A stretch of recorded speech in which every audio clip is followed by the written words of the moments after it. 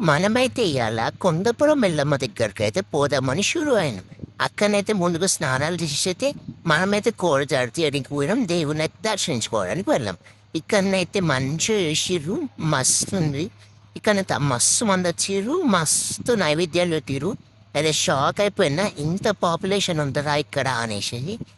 దేవుడి గుడిలోకి వెళ్ళేసి అయితే దర్శనం అయితే చేసుకున్నాం. దర్శనం అయితే బాగా జరిగింది. మాకైతే మస్తు అనిపించింది.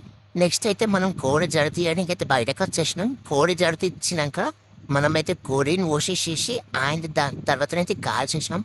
కోడి కూర అండినైతే ఇద్దాం వండిన మా డాడీ. నాకైతే మస్తు నచ్చింది. తెలంగాణలో కాబట్టి మనకైతే ముక్కలేని ముగ్గుతుంది కదా అని తెలిసింది. అయితే మనమైతే మంచిగా ఎంబటిని కోడిని కాల్చేసినాం కాబట్టి ఎంబటిని కూర వండుకున్నాం, ఎంబటినే తినేసినాం. దాంతో పాటు మనం సుక్క కూడా వేసినాం. అదేనండి, చెట్ల కళ్ళు తాగేసినాం.